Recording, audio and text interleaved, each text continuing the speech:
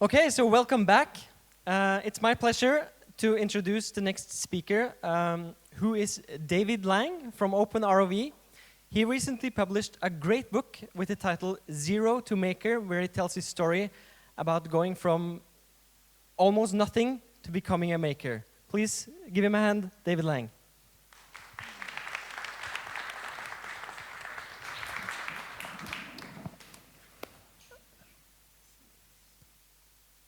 Thank you all for coming. My name is David Lang, and I came from San Francisco a couple days ago, and I'm really excited to be here. So, as Roger said, I'm with a project and now company called OpenROV, and I wrote a book called Zero to Maker. I also occasionally write for Make magazine. And so I published this book last year called Zero to Maker, and I've had this wonderful opportunity to travel around to all sorts of places and talk about the book and talk about this idea of a maker movement and try and get more people involved. And that's been a really lucky situation for me because I get to go and meet all of these wonderful people.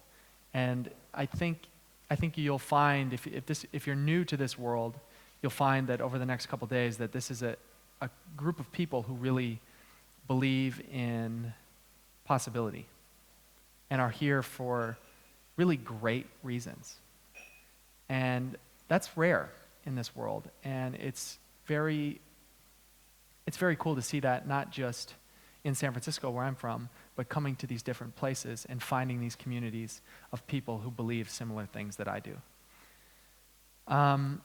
So I'm going to start out by doing what a lot of people do at Maker Faire and at Makercon, is telling these personal stories.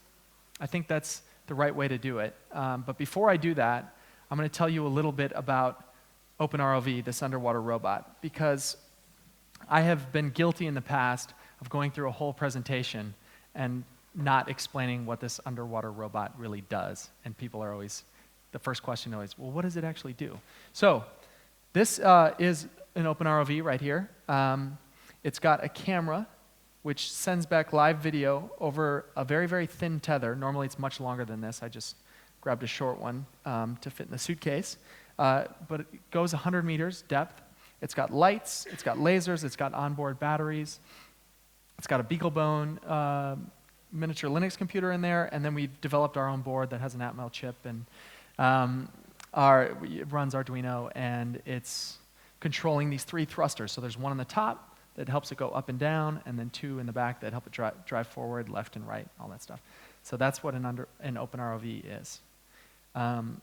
It's also a big community of underwater, DIY underwater explorers. The whole thing was never intended to be a company. It was never intended to really be a product. It was really intended to look for treasure. The whole thing started as a treasure hunt. My friend Eric, so I met this guy named Eric Stackpole, and Eric came to Maker Faire in Oslo in January, and some of you have come up to me and said that you had a chance to meet him. He's a wonderfully enthusiastic person. He's one of my favorite people on the planet. And when I first met him, he told me this story of this underwater cave in the foothills of the Sierras. And he had this whole elaborate story, and he had gestures and voices, and told me about the treasure hunters who had gone looking for this gold. And I was totally hooked. He said, I'm going to go back there, and I'm going to find this, and I'm going to build this underwater robot to do it. And he took this prototype out of his bag, and he set it on the table. And I was thinking, wow. That is something that I want in my life. At the time, I had a job. I was writing emails for a startup company. I was sitting at a desk and just spending too much time in front of a computer. And I thought, I want to learn how to make stuff. I'd been to a Maker Faire, and I'd seen all the passion in everyone's eyes when they talk about what they did. And I thought, here's a great opportunity to get involved with something that's just getting started. And so I convinced Eric. I said, I think this is, let's go look for treasure, definitely. But I think this could be something bigger than that. I think we should share our designs and share our plans online and just see what happens. We had seen what MakerBot had done. We had seen what DIY drones and 3D robotics and these groups had done, and we wanted to just try and see if we could find a community of like-minded explorers. And so we put up this website called OpenROVcom. We made up the name. We shared our designs, and we started these forums. And at the very beginning, for the first several months, it was just me asking Eric basic questions about physics and buoyancy and electronics, and I really knew nothing. And that went on for several months. I mean, 6 months, it was just us. And then finally, some random people would start chiming in, and we didn't know where they were coming from. And more and more people, as they heard about the project, as we started showing up at maker fairs, showing our progress, began to get involved with the project. And it slowly evolved to the point where we actually got a prototype working good enough to go and explore that cave. And so we did. We made the trip up to the Sierras, went inside the cave, found the underwater portion, and sent the robot down to explore. And that story, got written about in the New York Times, and all of a sudden we were flooded with people who were saying, "Oh my God, I wish I had an underwater robot to do this, or that, or whatever they wanted it for." There was a whole group of people who all of a sudden wanted to be involved. And so we put the project on Kickstarter, and we set our goal as $20,000. We really didn't know what we were doing, and I'll never forget the morning when we pressed publish on this campaign, and we raised those $20,000 in about 2 hours. And we were so excited. We were high-fiving, and we couldn't believe that we actually made our goal so quickly. We ended up raising $100,000, and that cheering quickly changed to, "Oh my God, we got to make all these things." And that was a whole new challenge this was Eric's garage, and Eric was going down to Antarctica for 3 months as part of this. He was working for this group at the time. And so I was left to fill all of these orders, and the boxes came, and it filled up the garage, and we had to move out and get a facility. And it took me 3, 4, 5 months to do it, but we finally got all these kits packed up and shipped out. And it was one of the hardest moments of my life, but it was also, I learned a great deal about not just making, but also becoming a micro manufacturer. And we got all these kits out to people in the world. This is from Key Largo. This is, I think, the same place. This is from a cave in Mexico, a cenote. There was OpenROVs in Antarctica, and this one recently took a shot of a silky shark in the Caribbean. And they're going out to people all over the world. This is actually an old photo of where all the people in our community were coming from. We've shipped over 1,100, 1,200 robots now in the past 18 months. And the design continues to evolve. So it's still open source. You can still download the plans and build one of these yourself. And our communities are an incredibly lively place where people are coming up with ingenious ways of solving really tricky problems in underwater robotics. And it's been a wild ride. To go from not having a job and not knowing anything about making anything to running a company that's one of the largest by volume underwater robot manufacturers in the whole world.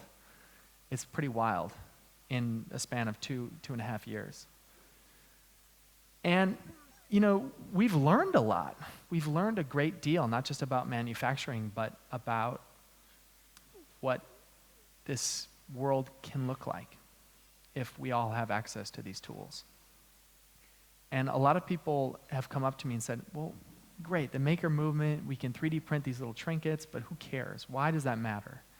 And what we're starting to find is it does matter. It matters a great deal. I snapped this photo on the way to a conference in Long Beach, which was a meeting of the leading oceanographers and ocean explorers in the United States on the future of ocean exploration in America. And they were all worried about money. Nobody there in this world has enough money. And Eric and I came, and we told our story of gold and treasure and Kickstarter. And I snapped this photo in the airport. I said, I took this photo because I thought it was interesting. It's 2 guys and 3 ROVs, and it was all carry-on luggage. And everybody in the room, this is Scripps and NOAA and Woods Hole and the leading oceanographers in the world, all their jaws just dropped because they could never imagine that we would be able to do so much with so little, because they have these massive ships and these big ROVs that cost millions of dollars, and this for them is basically, it's nothing. And we're not alone.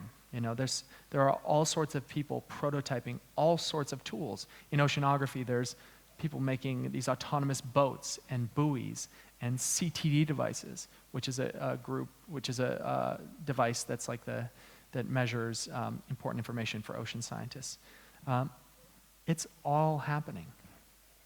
And so we've kind of developed this idea, this theory, about where we think this maker spirit is going next. And the idea is around connected exploration. So it's these low-cost DIY tools, it's having an internet connection, and it's sharing and building community around this idea of what you're going to explore and find and discover with these tools. And I think both Mike and the other groups this morning alluded to this, is now we're going to have all these new DIY bio tools, and it's actually going to become a really interesting discussion about what an amateur or a group of amateurs can accomplish. This is a photo of a guy named John Dobson, who was a monk in San Francisco who developed this really low-cost way of making telescopes in around the 60s or 70s, and then spent the next 40 years just standing on the sidewalk teaching anyone how to make a really low-cost telescope and inviting people to look into the stars and at the moon, and was really a pioneer because his low-cost design, which he gave away for free and encouraged everyone to build themselves, it allowed amateurs to see into much deeper catalogs. And what that did was it just became this booming amateur community of astronomers. And astronomy is actually a really good example of what connected exploration can do, because now we're at a point where amateurs make as many discoveries as professional astronomers. And that's really exciting, and to think that we're on the verge of that for a lot of other sciences, and is really quite cool. And so this is my friend Chris Anderson. He is basically a neighbor of mine, and his story is that he started flying these remote control airplanes with his kids, decided to put a microcontroller on board and some sensors, and realized that he could make a drone, started this website called DIY Drones, which turned into 3D robotics, and now they're one of the biggest drone manufacturers. Mike talked about him this morning, and now they manufacture tens of thousands of these drones and ship them all over the world, and it's become this really great story in the maker world. But these drones are also being used to monitor poachers and protect wildlife and map different areas, and they've become this really interesting tool for science and exploration. This is what I think of as a good example of connected exploration.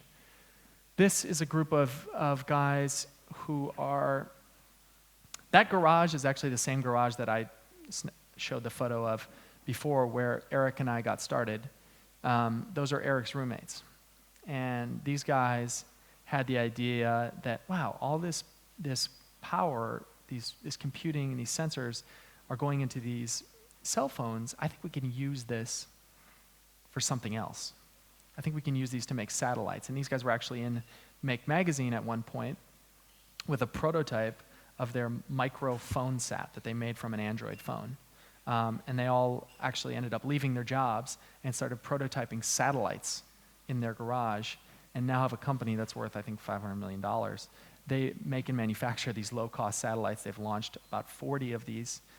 They were running a space program out of a small office in San Francisco, and have a network of these doves that are in kind of low orbit, taking images of the Earth. And they're going, by the end of, I think, this year, they're going to be getting an image of every location on Earth at a resolution of, I think, 15 meters. No, it's small. It's like 5 meters every day for every location. It's amazing. These are guys in a garage. And now they're running a space program. And we're going to have images that we've never had before. And there's all sorts of uses for this. Monitoring illegal fishing, monitoring forestry and illegal logging. And one of their satellites caught a forest fire just as it was starting. And this is the kind of example of what we're going to be able to do with some of these new tools. And that's really exciting. This is the same garage that we got started out of. I think it's hard to convey how much possibility there is out there for some of these new maker tools and what we can actually do with this stuff. And so just kind of thinking through this idea of connected exploration, there's the traditional science. There's people at universities and who publish papers and apply for big grants and go through this whole process of pushing the knowledge of human knowledge forward. And then there's these amateurs, these goofballs in the garage who are making these tools and going out there, not because I want to get published in a paper, but just because we're curious, because there's gold. There's maybe gold at the bottom of this cave. And there's this idea of citizen science, and that's how amateurs can participate in kind of getting published and doing all that stuff. But what I think is happening is that all of these maker tools are tools for curiosity, that they're enabling anyone to ask questions, to build tools, and to go out and to find answers.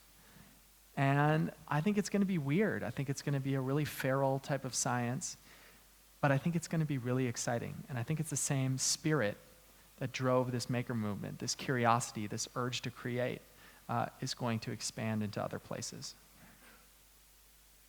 And so we took this idea and we went down to the Sea of Cortez. This is a bunch of people who were in the DIY Bioworld, and me and Eric, and we wanted to go and try and do sequencing of organisms in the Sea of Cortez. And we went down there and made all of these plans. It was a total disaster for a lot of reasons, but we learned a lot. And I think we're going to see more of this type of thing, where amateurs are going to get involved with doing serious science, going on these expeditions that actually mean a lot. The reason we kind of stopped short is because we realized that we didn't have any university affiliation and that we were likely to be arrested for biopiracy in Mexico, which is something we didn't want to get involved in. So we kind of pulled our ambitions back and just went down there to test different tools. This is a group in Berlin that started Ocean Sampling Day, which is a group of researchers who they're all in, I think, mostly in Berlin, and they wanted to get people involved with sampling, doing microbial sampling in the ocean. So they set up this day and created this app, which had all of the things that we would have needed to do our research in the Sea of Cortez. And they got a ton of citizen scientists, just like us, people who are amateurs, involved in their project. So to me, there's this collision happening of the science world who has less money and needs to do more, and then these amateurs who are just curious and want to participate. And I think Eric has said that the maker world and the science community are on a collision course.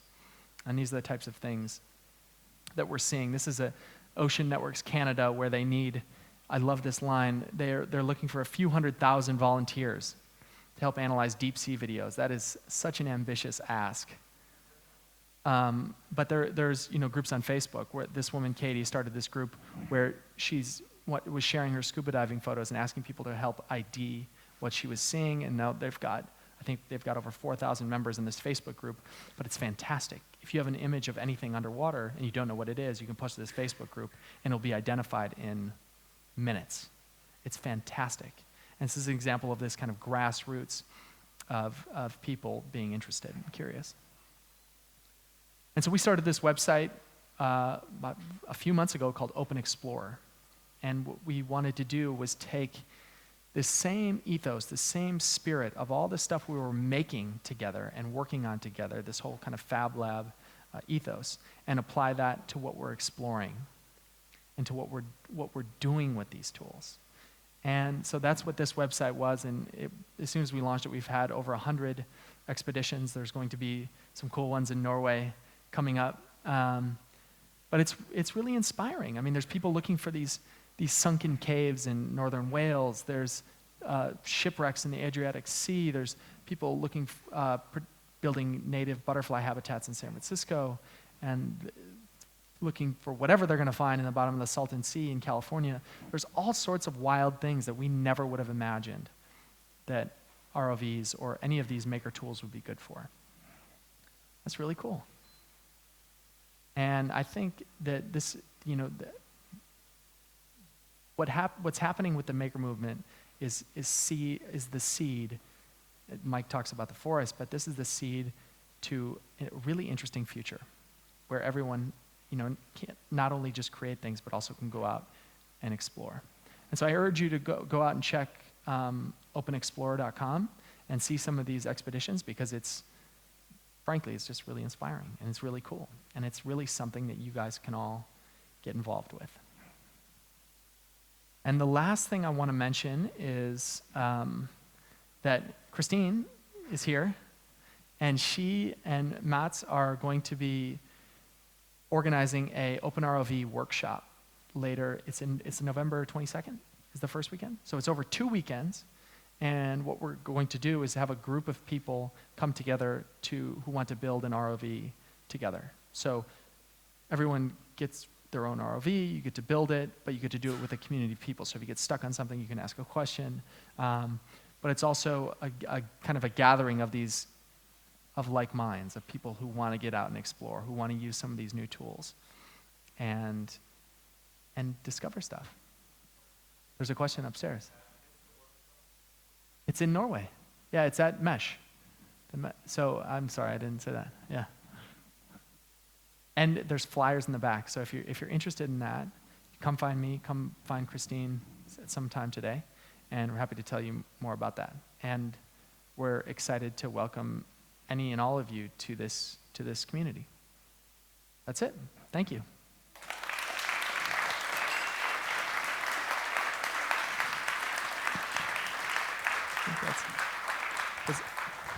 Okay, you're going to do it. All right, great. Thank you. So our next speaker is Jennifer Turliuk, and she's the co-president